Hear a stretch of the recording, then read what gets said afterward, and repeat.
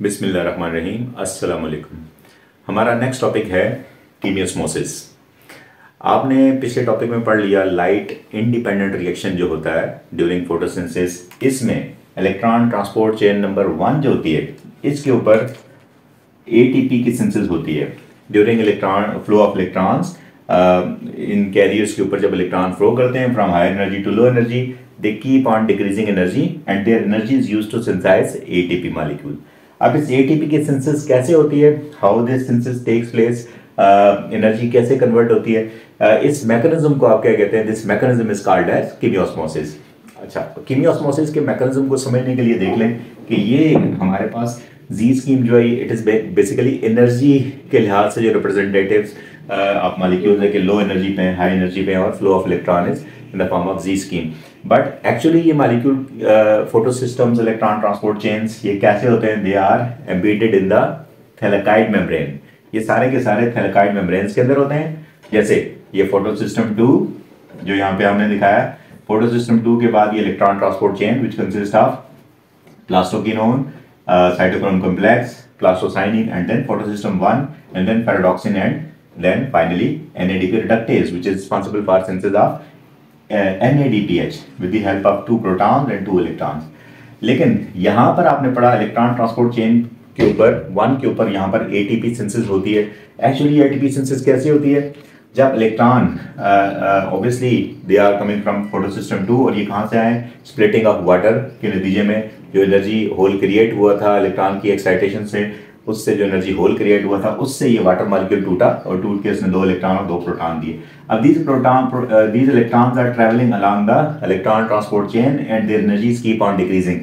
अब जो एनर्जी होती है, this energy is used to pump these proton from stroma to lumen।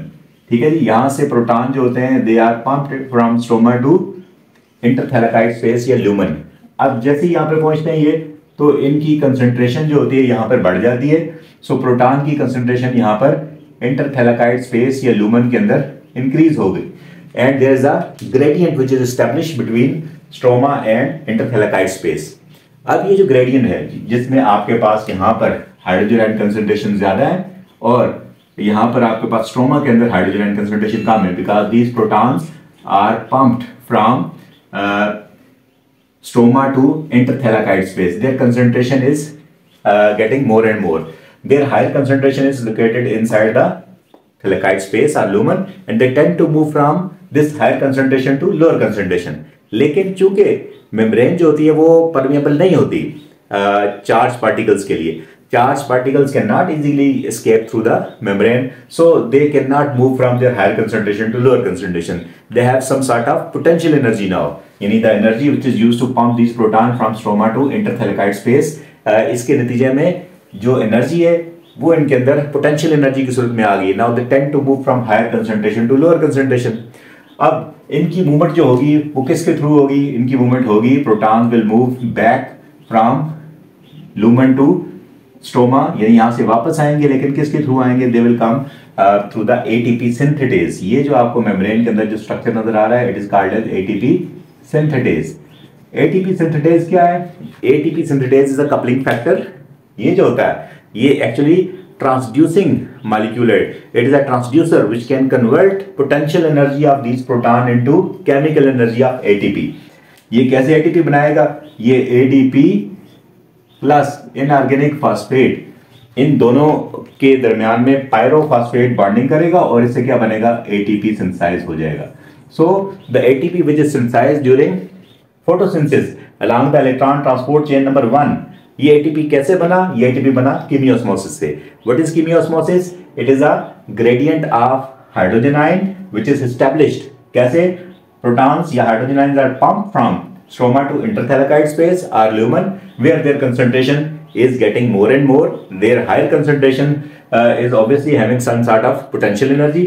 Now they tend to move from lumen to back into the stroma, but they move through this ATP synthetase, which will convert this proton motive force, ठीक है जी, energy of proton और hydrogen ion into chemical energy of ATP.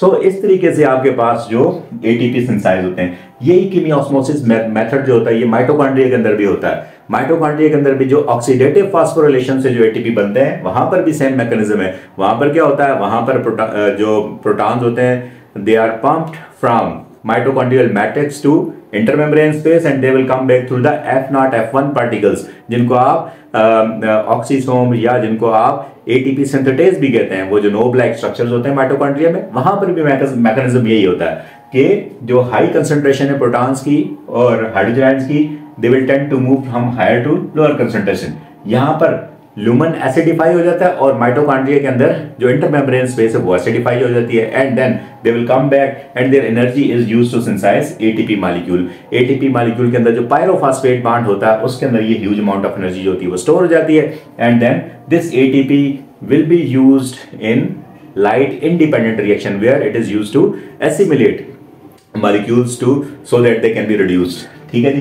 तो ATP के synthesis का mechanism जो होता है इसको आप कहते हैं केमियोस्मोसिस। बेसिकली इस मैकेनिज्म में एनर्जी की एक फॉर्म दूसरी फॉर्म में कन्वर्ट होती है, यानी इलेक्ट्रोमैग्नेटिक फॉर्म ऑफ एनर्जी जो थी वो आपने पढ़ लिया लाइट डिपेंडेंट रिएक्शन में it is converted to photo excited electron. Photo excited electron will travel along the electron transport chain number 1 and they keep on decreasing their energy and their energy is used to pump these protons from stroma to lumen and they will come back through the ATP synthetase and their energy is converted into chemical energy of ATP. So उम्मीद है कि आपको इस topic की समझ आई होगी। We would like you to subscribe our channel and like and share this share.